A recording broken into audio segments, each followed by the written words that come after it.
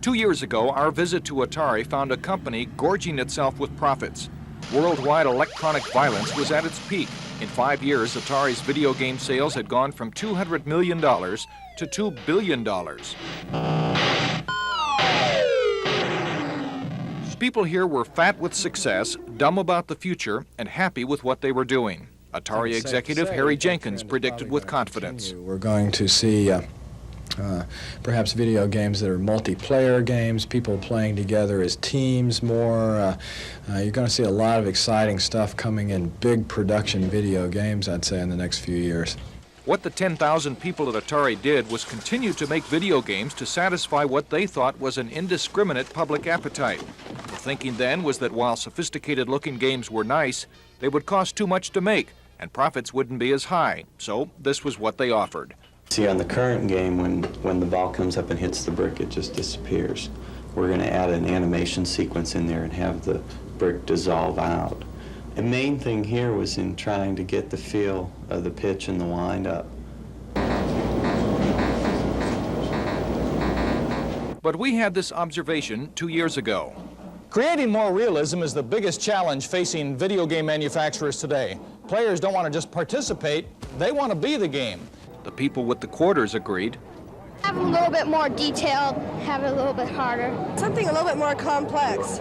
Atari never got the message. What happened virtually overnight, more than 6,000 people lost their jobs. The company collapsed. The principal problem for us was that we had an awful lot of competition. 22 new companies got into the business in a 3-month period at the end of '82, and they put out an awful lot of product that was inferior. There's been so many people and so many different companies that have just jumped into the industry and have come out with so many Me Too type games, and they've basically just bored the players to death. Mike Halley, at Atari for 6 years, is the designer behind the company's biggest hope.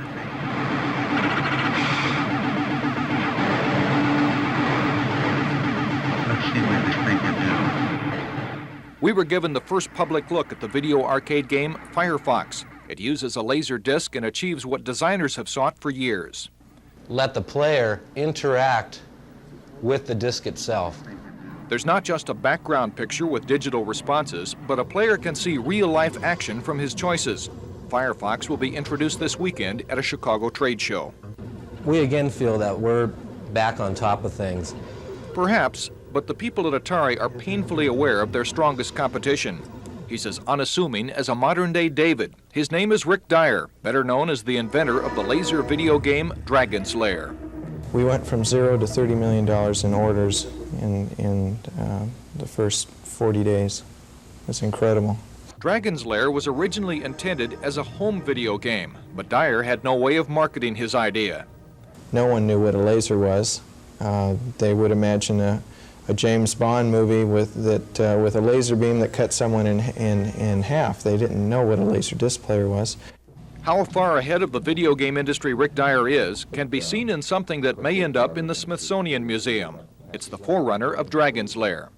To show how fast the video game industry has changed, consider this, the first video game invented by Rick Dyer. It was developed in a garage in Pomona, way back in 1979.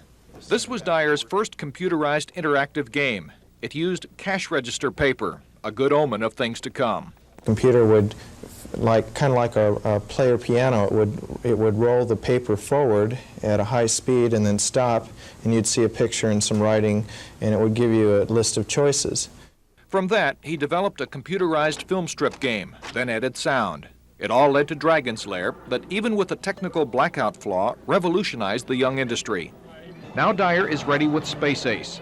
The scripts and storyboard are done locally. The animation is by former Disney artist Don Bluth. This working video copy shows the sketches along with the finished layout.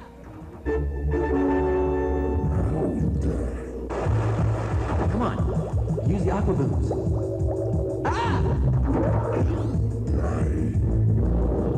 Space Ace has one sequence that could be symbolic in Dyer going head-to-head with Atari.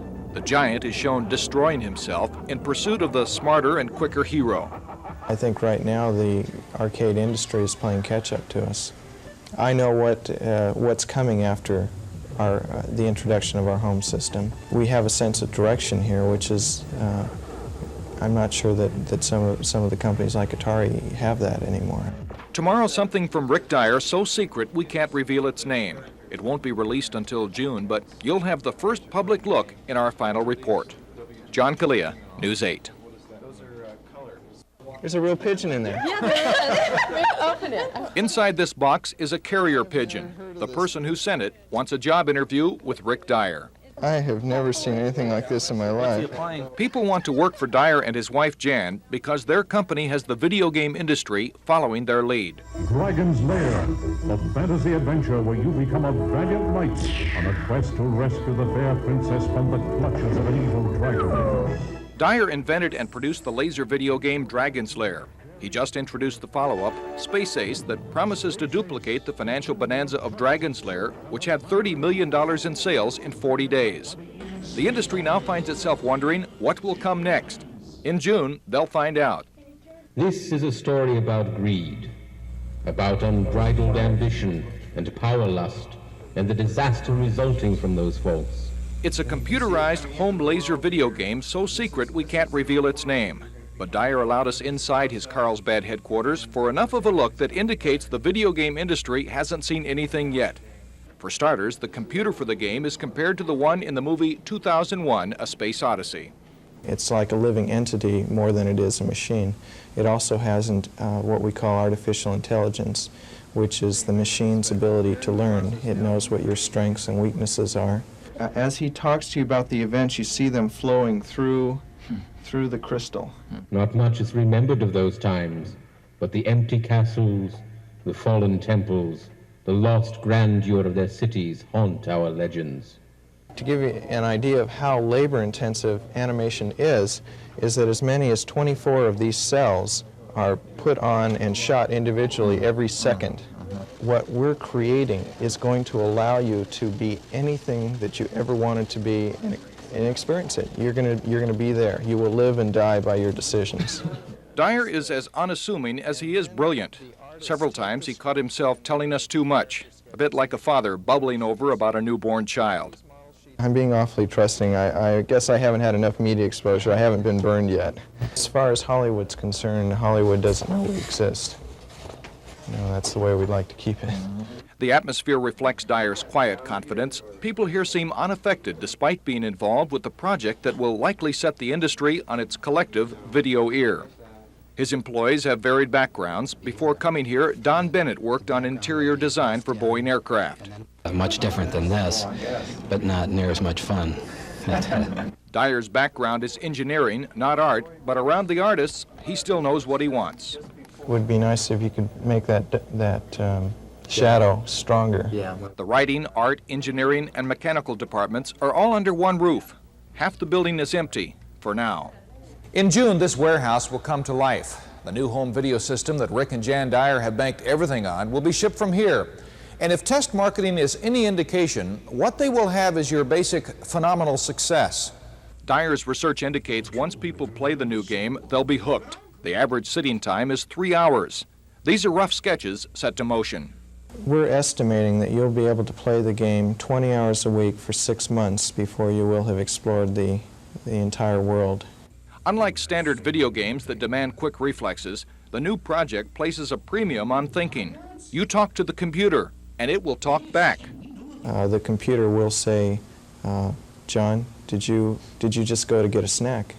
And you would say, yes. You'd be kind of surprised.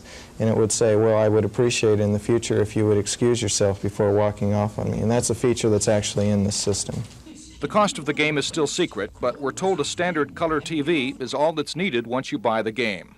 We're pioneers. We're doing something that's never been done. We have artists, we have writers, we have engineers, we have technicians. They're all working together, and that has never existed before. There's never really been a reason for those three groups to all coexist simultaneously. What we're really doing is combining art with science. My wife and I, as you probably can guess, are gambling everything we own on this, so it's kind of scary, but that's the sort of thing that makes you want to succeed. Dyer recalls another person starting that way, a man who had everything under one roof and did pretty well. His name was Walt Disney. John Culea, News 8.